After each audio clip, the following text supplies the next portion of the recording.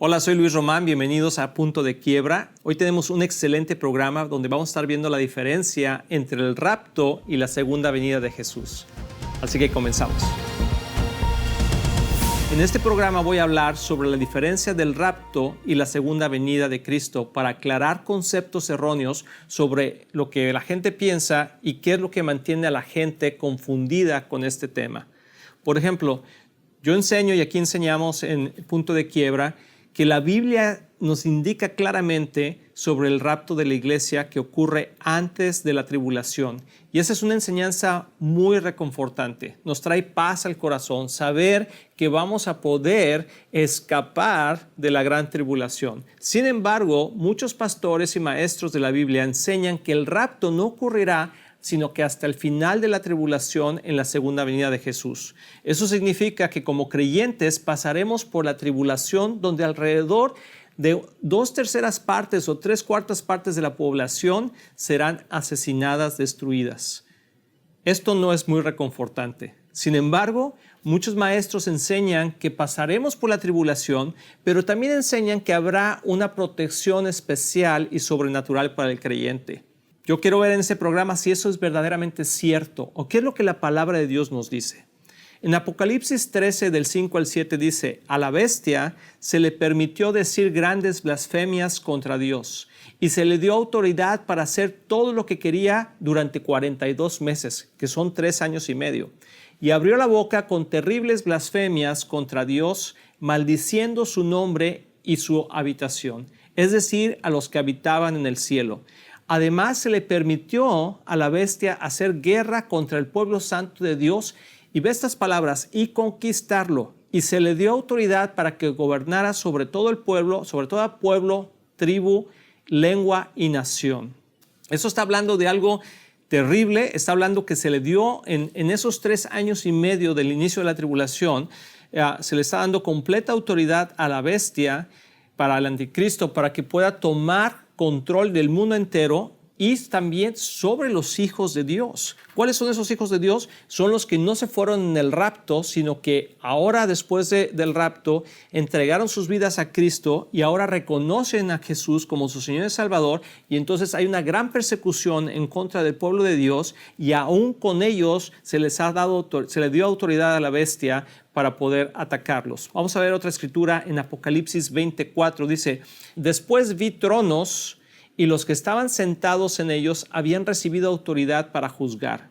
Vi las almas de aquellos que habían sido decapitados por dar testimonio acerca de Jesús y proclamar la palabra de Dios. No solamente está hablando aquí de los mártires que hemos conocido hasta el día de hoy, sino está hablando que durante el tiempo de la tribulación, Juan pudo ver y dar testimonio de aquellos que proclamaban la palabra de Dios durante la tribulación y que fueron decapitados. Ellos no habían adorado a la bestia, ni a la estatua, ni habían aceptado su marca en la frente y en las manos. Si se dan cuenta, esto es algo que sucede una vez que el anticristo es revelado. Y volvieron a la vida y reinaron con Cristo durante 1000 años. Está hablando de la segunda venida de Jesús aquí. Vamos a ver una escritura ahora del Antiguo Testamento, donde especialmente Daniel habla, que es un libro muy profético, especialmente de los últimos tiempos, habla de esta situación. Dice Daniel 11, del 32 al 35. Capturará, está hablando del enemigo, de la bestia, con adulaciones a quienes desobedecen el pacto. Sin embargo, el pueblo que conoce a su Dios se mantendrá fuerte y lo resistirá.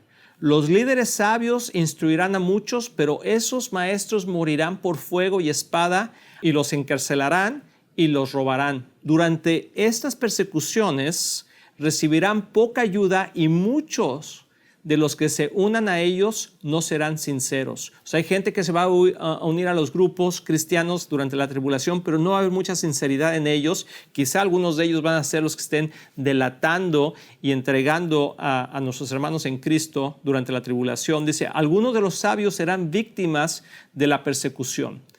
De esa manera ellos se perfeccionarán, se limpiarán y se refinarán hasta que llegue el tiempo del fin, porque la hora señalada todavía está por venir. O sea, la hora señalada cuando Cristo regrese a reinar con nosotros. Entonces está hablando de la persecución tan terrible que va a haber durante esos 7 años a las personas que han recibido a Cristo como su Señor y Salvador. Claro que es otra oportunidad, claro que tienen otra oportunidad, pero qué mejor tener una oportunidad antes. Imagínate esa persecución y ya no teniendo esa protección que hemos tenido hasta ahorita, que ahorita más lo vamos a poder ver. Porque podemos ver que es claro que no va a haber una protección durante la tribulación para los creyentes. Y esto es una enseñanza que a veces se da para tener un poco de confort y no es con una mala intención, pero si tú puedes los textos, no está basada bíblicamente, sino es una opinión muchas veces, porque es claro que no hay esa protección. La tribulación es la ira de Dios y es el peor momento de la historia humana. O sea, nadie se salva. La iglesia es raptada y mientras está en la boda del Cordero, la ira de Dios está sobre la tierra juzgando al mundo por su rebeldía ante Dios. Y la bestia tiene toda autoridad, se le da ahí estábamos viendo, ¿verdad? Por 3 años y medio en ese primer periodo, completa autoridad sobre todos los reinos de la tierra. Pero para las personas que aceptan a Cristo antes de la tribulación, seremos librados de todo esto. Y eso debe traer confort a nuestros corazones. Y bueno, gloria a Dios por eso, que tenemos la oportunidad de ser liberados. Pero vamos a comprobar esto, porque no nomás es que lo estoy diciendo, sino está en tu Biblia, en mi Biblia, y está claramente estipulado. Vamos a ver 1 Tesalonicenses 1, del 9 al 10. Dice, pues no dejan de hablar de la maravillosa bienvenida que ustedes nos dieron y de cómo se apartaron de los ídolos para servir a Dios, al Dios vivo y verdadero. También comentan cómo ustedes esperan con ansias la venida desde el cielo del Hijo de Dios Jesús, a quien Dios levantó entre los muertos. Él es quien nos rescató de los horrores del juicio venidero. Está hablando del confort que nos trae el poder creer y tener la seguridad de que Cristo vendrá por su iglesia antes de la tribulación. 1 Tesalonicenses 5, del 9 al 11 dice, pues Dios escogió salvarnos por medio de nuestro Señor Jesucristo y no derramar su enojo sobre nosotros. Qué hermosas palabras de Jesús. Dice, Cristo murió por nosotros para que, ya sea que estemos vivos o muertos, cuando regrese podamos vivir con Él para siempre. Así que aliéntense y edifíquense unos a otros tal como ya lo hacen. O sea, eso sí trae un aliento. Imagínate, oye, aliéntate porque vamos a pasar a través de la tribulación y va a haber tanta muerte y va a haber tanta persecución y nos van a decapitar. ¿Te sientes alentado? Yo no. Pero cuando decimos, ¿sabes qué? Aliéntate, porque por haber creído en Jesús como nuestro Señor y Salvador, ahora Él vendrá por nosotros antes de que la ira de Dios caiga sobre esa tierra. Eso sí trae confort a mi corazón y espero que también lo traiga al tuyo. Lucas 21, 34 al 36 dice, tengan cuidado. Ese es Jesús hablando. Dice, tengan cuidado. Y si Jesús dice que tengamos cuidado, debemos de tener cuidado. Dice, no dejen que su corazón se entorpezca con parrandas y borracheras, ni con las preocupaciones de esta vida. Y eso es lo que pasa muchas veces en nuestra vida, ¿verdad? Estamos ocupados, estamos en las cosas de esta vida y nos desatendemos de lo que está por venir. Dice, no dejen que ese día los agarre desprevenidos, o sea, el día de la venida de Jesús por su iglesia, como una trampa.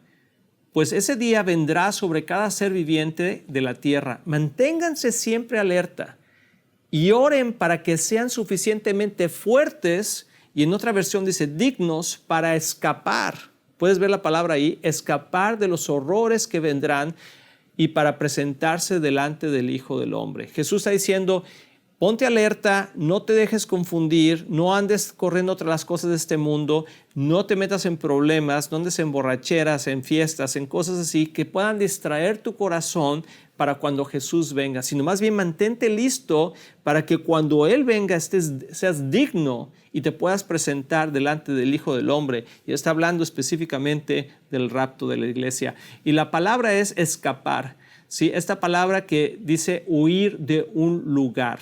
Así que muy importante, 2 Tesalonicenses dice, ahora, amados hermanos, aclaremos algunos aspectos sobre la venida de nuestro Señor Jesucristo y cómo seremos reunidos para encontrarnos con Él. Dice, no se dejen perturbar ni se alarmen tan fácilmente por lo que dicen que el día del Señor ya ha comenzado.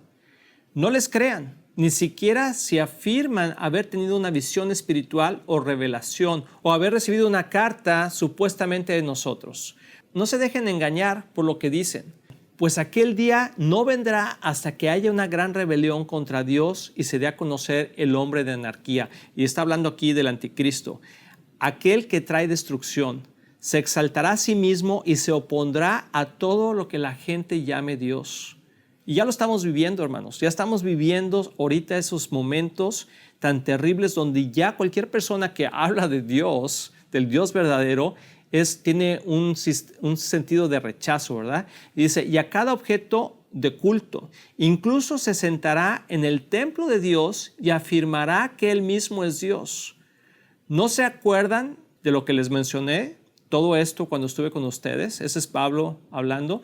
¿Y ustedes saben qué es lo que lo detiene? Esa es una buena pregunta.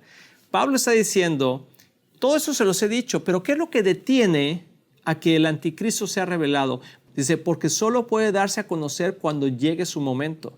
Pues esa anarquía ya está en marcha y en forma secreta, y permanecerá secreta hasta que el que la detiene se quite de en medio. Fíjate qué increíble. Estamos hablando de la palabra de Dios y está diciendo prácticamente que el anticristo no puede ser revelado a este mundo hasta que, o la anarquía, ¿verdad?, que él representa, hasta que sea removido lo que le estorba a que sea revelado. ¿Y quién es el que detiene todo esto? Es el Espíritu Santo.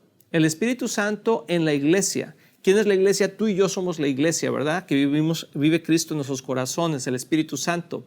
Entonces, ¿cuál es la secuencia? ¿Cómo va a suceder? O sea, el anticristo está por ser revelado.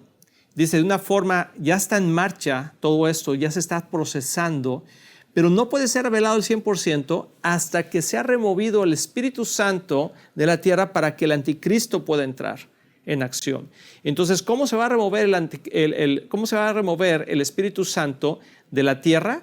Pues se va a remover únicamente a través de que la iglesia sea raptada, porque el Espíritu Santo vive dentro de nosotros. ¿Puedes ver cómo tiene sentido? Entonces, cuando la iglesia es quitada de en medio, es cuando el anticristo es revelado. Entonces vamos a ver algunas diferencias entre el rapto y la segunda venida. Por ejemplo, el rapto es un evento privado que sucede únicamente entre el pueblo de Dios y su iglesia, ¿verdad? O sea, Jesús viene en un segundo. Si la gente es raptada, primeramente los que estaban muertos en Cristo y segundo los que estemos vivos, si es que viene en esta generación, ¿verdad? Y en la segunda venida de Cristo, que ya es después de la tribulación, es decir, es un evento público y dice que todo ojo lo verá. Y ahorita podemos ver claramente que a través de la tecnología todo mundo lo puede ver a Jesús cuando Él regrese, porque si ahorita imagínate toda la tecnología que hay y tú puedes saber lo que está pasando ahorita en el otro lado del mundo, pues igualmente va a suceder cuando Jesús regrese, pero en la segunda venida. Entonces vamos a ver algunas escrituras que solidifican nuestra opinión sobre el rapto que es antes de la tribulación. Vamos a ir a 1 Tesalonicenses 4, 15, 18. Dice, les decimos lo siguiente de parte del Señor. Nosotros, los que todavía estemos vivos cuando el Señor regrese, no nos encontraremos con Él antes de los que ya hayan muerto en Cristo. Es lo que hemos estado hablando, ¿verdad? Pues el Señor mismo descenderá del cielo con un grito de mando, con voz de arcángel y con el llamado de trompeta de Dios. Primero los creyentes que hayan muerto se levantarán de sus tumbas, luego junto con ellos nosotros, los que aún sigamos vivos aquí en la tierra, seremos arrebatados en las nubes para encontrarnos con el Señor en el aire. Imagínate ese momento tan increíble. Entonces estaremos con el Señor para siempre. Así que anímense unos a otros con estas palabras. Esto sí es de ánimo, ¿verdad? Poder entender que vamos a escapar de esa tribulación al momento que Jesús venga por su iglesia. Y si tú vas conectando los puntos, quiere decir que entonces Jesús viene por su iglesia, la iglesia se va con el Señor, el Espíritu Santo se va juntamente con la iglesia porque mora en nosotros, que nosotros somos la iglesia, y entonces el anticristo hace presencia en el mundo, pero ya no tiene ningún estorbo para poder llevar a cabo lo que va a hacer. Y por eso dice que tiene 3 años y medio, ¿verdad?, de completa libertad sin la presencia del Espíritu Santo aquí en la tierra. Y en esos momentos es cuando empieza un proceso de otros creyentes de reconocer que Cristo sí era el Mesías, y entonces empieza una persecución contra ellos. Vamos a ver qué dice Jesús en Lucas 17, 34 al 37. Dice, esa noche, o sea, la noche cuando Jesús regrese por ellos, puede ser noche, puede ser día, porque en unos lados va a ser día, en otros días va a ser noche. Dice, esa noche 2 personas estarán durmiendo en una misma cama.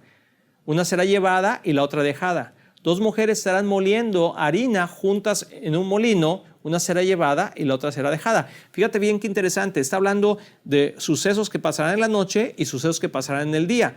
¿Por qué? Porque en una parte del mundo es día y en otra parte del mundo es noche, ¿verdad? Dice, los discípulos preguntaron, ¿y dónde sucede todo esto, Señor? Jesús le contestó, así como los buitres, y en otra versión dice las águilas, cuando se juntan, indican que hay un cadáver cerca, de la misma manera, esas señales revelan que el fin está cerca. Y creo que tenemos muchísimas señales de que el fin está cerca. Ahora veamos escrituras sobre la segunda venida de Cristo. Ya vimos las del rapto, que es antes de la tribulación. Esas escrituras que vamos a ver tienen que ver con después de la tribulación. Está en Mateo 24, del 29 al 31. Dice, inmediatamente después de la angustia de esos días, imagínate, no dice del problema, dice de la angustia. El sol se oscurecerá y la luna no dará luz. Las estrellas caerán del cielo y los poderes de los cielos serán sacudidos. Entonces por fin aparecerá en el cielo la señal que el Hijo del Hombre viene. Y habrá un profundo lamento entre todos los pueblos de la tierra. Verán al Hijo del Hombre venir en las nubes del cielo con poder y gran gloria. Enviará a sus ángeles con un potente toque de trompeta y reunirán a los elegidos de todas partes del mundo, desde los extremos más lejos de la tierra y del cielo.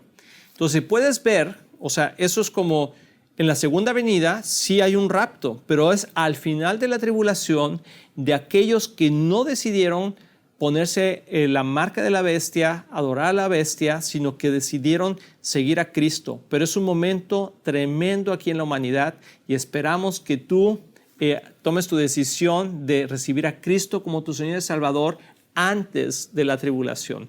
Te voy a dar unas claves. Por ejemplo, durante el rapto dice que será como en los días de Noé y de Lot, donde habrá compra de venta, cosas, y la gente estará dando en casamiento, familias. Sí habrá situaciones difíciles como las que estamos viviendo, pero aún así la gente sigue haciendo su vida, ¿verdad? En la segunda venida dice que toda la tierra lo verá. Como ya vimos en el rapto es un evento privado, en la segunda venida es un evento público, ¿sí? Y es donde Jesús va a retomar a todos los creyentes que fueron salvos durante la tribulación. Vamos a ver algunas escrituras que avalan la segunda venida de Cristo. Dice, entonces volví a oír, ese es Juan hablando en Apocalipsis, sí, el apóstol Juan dice, entonces volví a oír algo que parecía el grito de una inmensa multitud, o el rugido de enormes olas del mar, o el estruendo de un potente trueno que decían, alabado sea el Señor. Imagínate eso. Pues el Señor nuestro Dios, el Todopoderoso reina. Alegrémonos y llenémonos de gozo y démosle honra a Él, porque el tiempo ha llegado para la boda del Cordero y su novia se ha presentado. A ella se le ha concedido vestirse de lino blanco y puro de la más alta calidad, pues el lino de la más alta calidad representa las buenas acciones del pueblo santo de Dios. Y el ángel me dijo, escribe esto. Benditos son los que están invitados a las cenas de la boda del Cordero. Y añadió, estas son palabras verdaderas que provienen de Dios. Entonces me postré a sus pies para adorarlo, pero me dijo, no me adores a mí. Yo soy un siervo de Dios como tú y tus hermanos que dan testimonio de su fe en Jesús. Adora únicamente a Dios, porque la esencia de la profecía es dar un claro testimonio de Jesús. O sea, al final lo que importa es el testimonio que damos de Jesús, ¿verdad? Y luego dice esto en el versículo 11. Entonces vi en el cielo abierto y allí había un caballo blanco. Su jinete se llamaba Fiel y Verdadero, porque juzga con rectitud y hace una gran guerra justa. Sus ojos eran como llamas de fuego y llevaba muchas coronas en su cabeza. Tenía escrito un nombre que nadie entendía excepto él mismo. Llevaba puesta una túnica bañada de sangre y su título era Palabra de Dios. Los ejércitos del cielo, vestidos de lino blanco y puro, de la más alta calidad, los seguían en caballos blancos. Imagínate esa escena. De su boca salía una espada afilada para derribar las naciones. Él gobernará con vara de hierro y desatará el furor de la ira de Dios, el Todopoderoso. Como el jugo que corre del lagar, en la túnica a la altura del muslo, estaba escrito el título Rey de todos los reyes y Señor de todos los señores.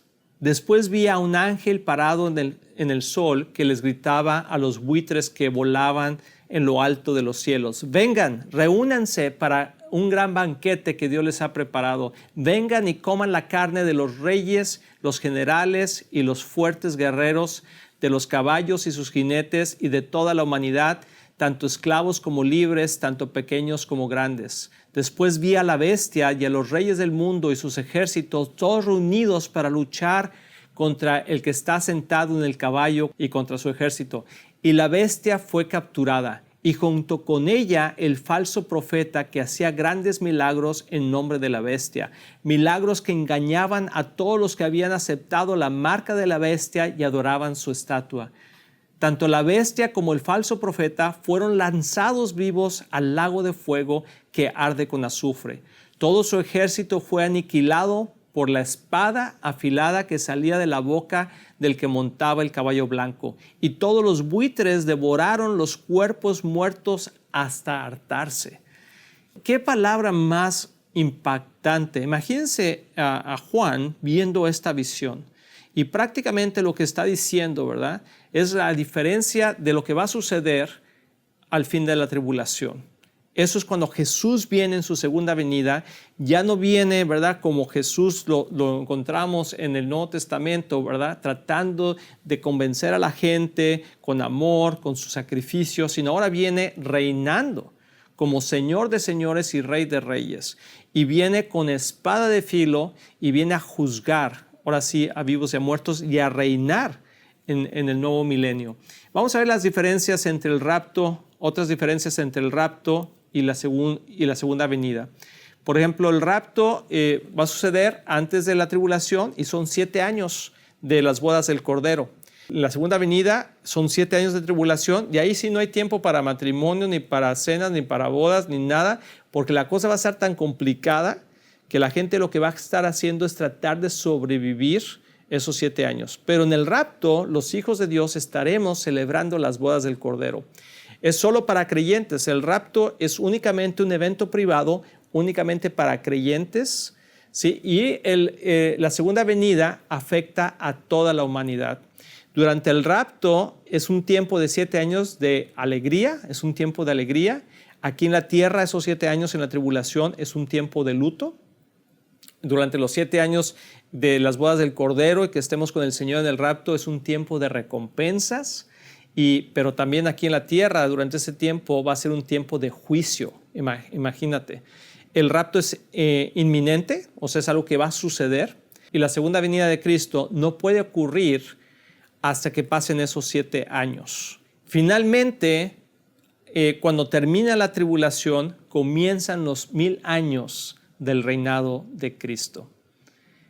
Entonces podemos ver los tiempos finales se están acercando, estamos a la puerta. Creo, según las Escrituras, que el próximo gran evento profético que sucederá es el rapto de la iglesia, que marcará el comienzo de los últimos 7 años de esta era. Mi pregunta para ti y para mí es si estamos listos, si conocemos a Jesús como nuestro Señor y Salvador. Porque recuerda que no es por nuestras obras, sino por lo que creemos, si Él es el Hijo de Dios, si has puesto tu confianza en Él, si le has entregado tu vida. Y si no lo has hecho, este es un buen momento, porque por eso se llaman buenas noticias. Y una de esas grandes buenas noticias es que si tú y yo conocemos a Jesús como nuestro Señor y Salvador, seremos librados de ese tiempo tan tremendo que vendrá, que será la tribulación. Entonces espero que con toda esta información haya revelación en tu corazón de que si tú conoces a Cristo como tu Señor y Salvador, podemos estar seguros que cuando Jesús venga por su iglesia, tú y yo estaremos celebrando las fiestas del Cordero.